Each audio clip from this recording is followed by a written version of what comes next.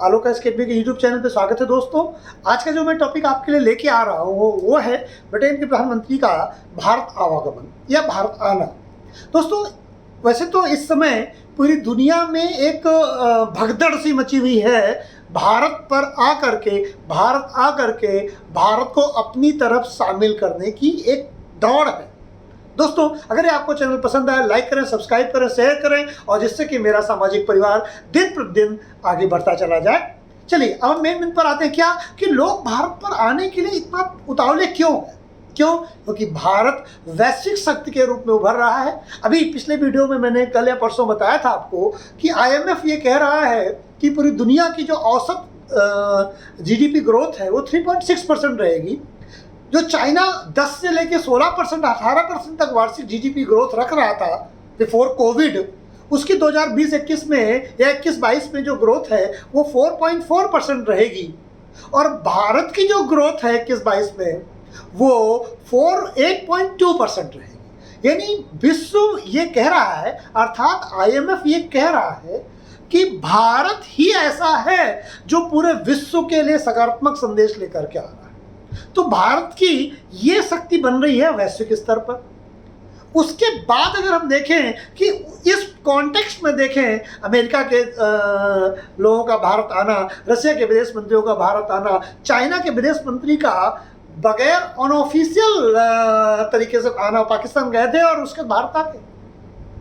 भारत के prime minister से मिलने के लिए गिड़गिड़ाना और भारत के प्राइम मिनिस्टर का न मिलना, जापान के प्राइम मिनिस्टर का भारत आना, इजराइल के प्राइम मिनिस्टर का भारत आना, ये सारे संकेत बताते हैं कि भारत किस तरह से आगे बढ़ रहा है, वैश्विक शक्ति के रूप में उसकी स्वीकार्यता बढ़ रही है। इसी कॉन्टेक्स्ट में हमें बोरिस जॉनसन की या इंग्लैंड के प्रधानमंत्री का भारत आना कोई बहुत ज़्यादा आश्चर्यचकित नहीं करता। ये बिल्कुल तय है कि भारत की बढ़ती हुई शक्ति उनको भारत आने के लिए और भारत को रिकॉग्नाइज करने के लिए मजबूर कर रही है।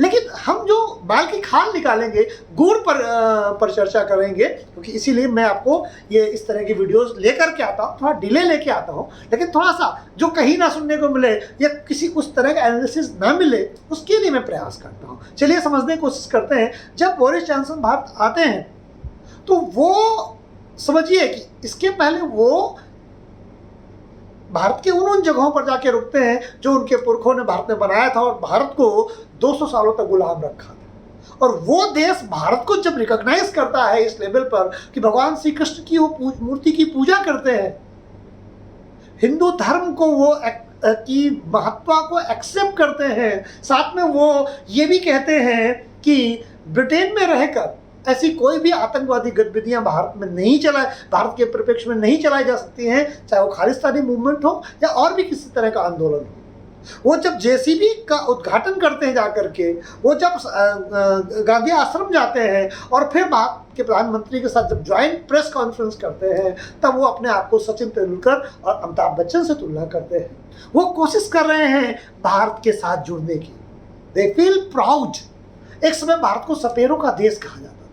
इससे भारत को केवल प्राचीन महान संस्कृति कह के और बस इतिश्री कह ली जाती थी, लेकिन 21वीं सदी में भारत ने अपने आप को इतनी स्ट्रॉन्ग तरीके से रखा है, इतनी मजबूती से रखा है कि विश्व की ताकतवर सत्ताएं भारत की ओर झुक रही है। लेकिन बोरिस जॉनसन के आने से होने क्या वाला है? देखिए, बोरिस जॉनसन जब आ रहे हैं तो उन्होंने रशिया के विदेश मंत्री की तरह व्यवहार नहीं किया कि रशिया के खेमे में हमें वो शामिल करना चाहते हैं, या अमेरिका के जो डिप्टी चीफ NSA आए थे उनकी तरह धमकी नहीं दी, या और भी विश्व के जो देश हैं वो भारत को किसी एक गुट में शामिल करने की बात कह के अपने आपको मनवाने की कोशिश कर रहे हैं, बात दबाव बनाने की कोशिश कर रहे हैं। लेकिन बोरिस जॉनसन का आना ये बताता है कि, और ये कहना कि वो भारत इंग्लैंड के संबंधों के बीच में यूक्रेन रशिया विवाद को लेकर के नहीं आएंगे। वो भारत के साथ व्यापार बढ़ाने के लिए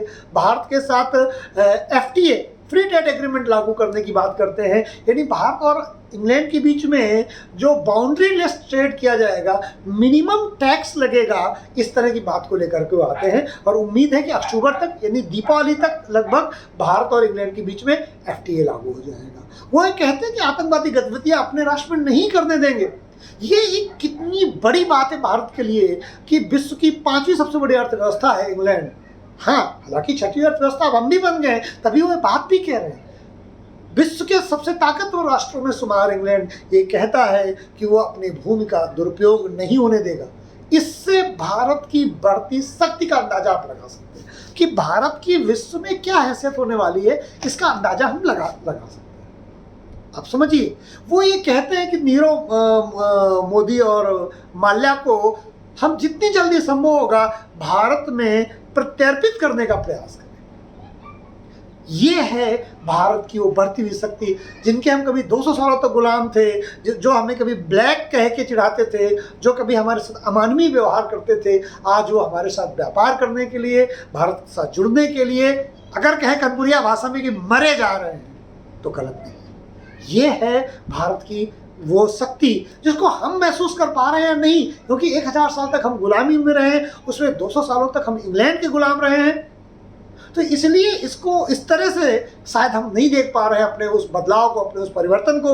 लेकिन हाँ, वैश्विक स्तर में ये लोग समय से पहले चीज़ों को जल्दी भांप लेते हैं, तो वैश्विक स्तर पर ये बदलाव विश्व के देश सुनिश्चित कर रहे हैं कि भारत के साथ अच्छे संबंध बनाए। तो ये एक जो 1-2 दिन में परिचर्चा थी, जिसमें बोरिस जॉनसन का आप देखिए कि किस तरीके से बोरिस जॉनसन भारत को खुश करने में, खुशामद करने में लगे हैं, देखकर बड़ा अच्छा लगता है। भारतीय होने पर गर्व होता है और उत्तर प्रदेश का होने पर और गर्व होता है। क्यों?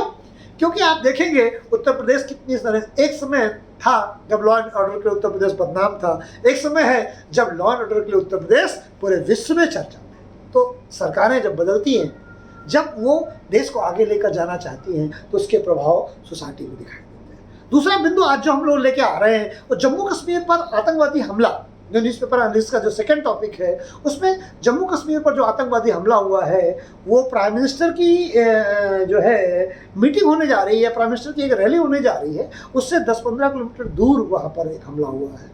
आप सोचिए कि कितने सिक्योरिटी थ्रेट है इंटरनल लेवल पर भारत के अंदर, लेकिन भारत सरकार उसको लेकर के सजग है। और आप देखिए कि कोई बड़ी वारदात कर पाते, उसके पहले वो आतंकवादी न केवल पकड़े गए बल्कि मारे भी गए। ठीक है, हमारा एक जो सोल्जर है, हमारा जो अधिकारी है, उनको वीर गति की प्राप्ति हुई, ये बड़े दुख की बात है।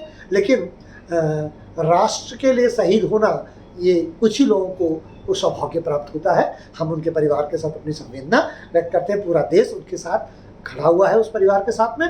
तो ये कुछ घटनाक्रम चल रही हैं।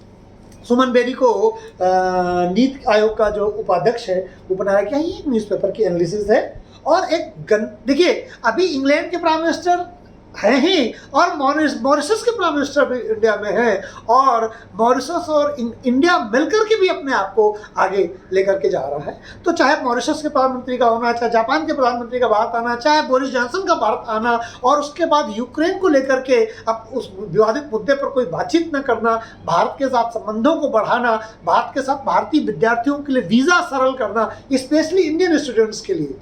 अब देखिए, इसी को कहते हैं कि भारत ने संपूर्ण विश्व में ऐसी अपनी सत्ता की गूंज, अपनी आर्थिक सत्ता की गूंज, अपनी पॉलिटिकल यूनिटी की गूंज, और उसमें भारत के प्रधानमंत्री श्री नरेंद्र मोदी का जो नेतृत्व है, उसने भारत की विदेश नीति पर, भारत की आर्थिक नीति पर, भारत की घरेलू नीति पर बहुत तीव्रतम सफलता प्राप्त की है। और उसने विश्व को ये बताया है कि भारत एक महाशक्ति बन चुका है, समय के साथ आपको स्वीकार करना बाकी है। तो बोरिस जॉनसन की इस यात्रा ने उस बात पर मोहर लगा दी कि हम वैश्विक महाशक्ति है। और जैसा कि हमने पिछले वीडियो में बताया भी था कि बोरिस जॉनसन ने इस बात को एक्सेप्ट किया था कि भारत अब विश्व की आर्थिक महाशक्ति बन चुका है। अब हमें राजनीतिक महाशक्ति के रूप में अपने आप को कन्वर्ट करना है, और हम धीरे धीरे, या यूँ कहें बहुत तीव्र गति से, धीरे धीरे भी कहना गलत है, बहुत तीव्रतम गति से हम राजनीतिक महाशक्ति की तरफ बढ़ चुके हैं। दोस्तों, आज की परिचर्चा को हम यही विराम देते हैं। अगर आपने इस वीडियो को यहाँ तक देखा है तो प्लीज़ चैनल को लाइक करें, सब्सक्राइब करें, शेयर करें, और मेरे सामाजिक परिवार को बढ़ाने में मेरी मदद करें। नमस्कार, जय हिंद, जय भारत।